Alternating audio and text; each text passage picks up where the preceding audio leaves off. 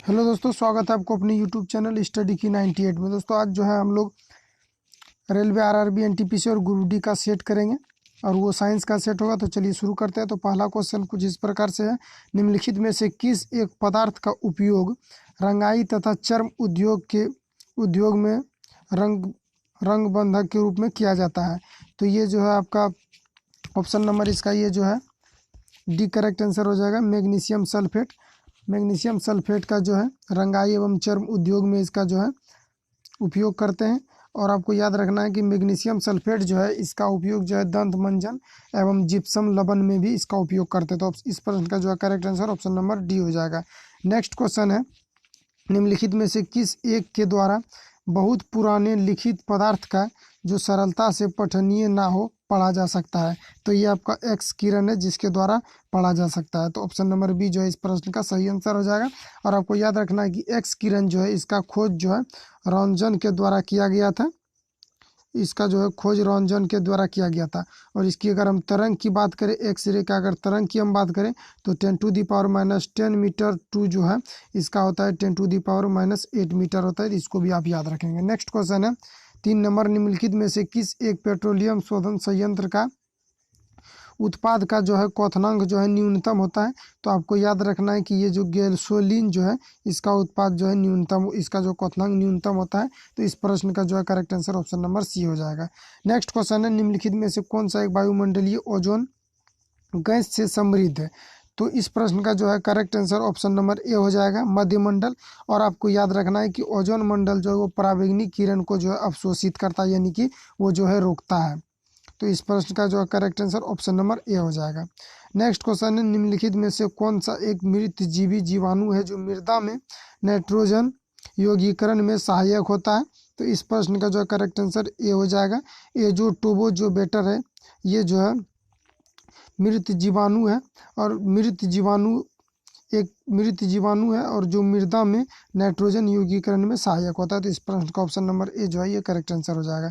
Next question है, निम्नलिखित में से कौन सा एक यातायात संकुचित नगरों में भरी वायु बनने से संबंध है। तो ये है सल्फर डाइऑक्साइड, इसको भी आप याद रखेंगे। नेक्स्ट क्वेश्चन है, ब्रायोफाइट प्रकाश संश्लेषी तो है परंतु उसमें संवहनी उत्तक और वास्तविक जड़ें नहीं होती है। इस विशेषता के कारण निम्नलिखित में से किसके शरीर सदृश है। तो आपको याद रखना है कि ब्रायोफाइटा प्रकाश संश्लेषी तो होती है लेकिन उसमें जो है संवहनी उत्तक एवं वास्तविक जड़ें नहीं होती है और इसी के कारण जो है इस शैवाल के सदृश होते हैं। तो ऑप्शन नंबर इसका जो है बी करेक्ट आंसर हो जाएगा। नेक्स्ट क्वेश्चन है 8 नंबर, प्रकाश के सदृश स्पेक्ट्रम के निम्नलिखित में से कौन से रंगों की तरंगदैर्घ्य हरे पादपों द्वारा अधिकतम अवशोषित की जाती है। तो इस प्रश्न का जो है करेक्ट आंसर बी हो जाएगा, लाल और नीली जो होता है इसके द्वारा जो अधिकतम संश्लेषित किया जाता है पादपों का। तो ऑप्शन नंबर बी जो है इस प्रश्न का करेक्ट आंसर हो जाएगा। नेक्स्ट क्वेश्चन है, नाखून पॉलिश परिमार्जक में क्या होता है, रिमूवर में क्या होता है। तो इसमें जो है एसीटोन होता है। नाखून पॉलिश जो भी होता है नेल पॉलिश उसमें जो एसीटोन होता है। तो ऑप्शन नंबर इसका जो है एक करेक्ट आंसर हो जाएगा। नेक्स्ट क्वेश्चन है 10 नंबर, यदि एक लघु वर्षा बूंद वायु से होती हुई गिरती है तब क्या होता है। तो उसका जो है वेग कुछ समय के लिए बढ़ता है और फिर जो है वो एक समान हो जाता है अगर हवा चले तो। ऑप्शन नंबर सी इस प्रश्न का जो है करेक्ट आंसर हो जाएगा।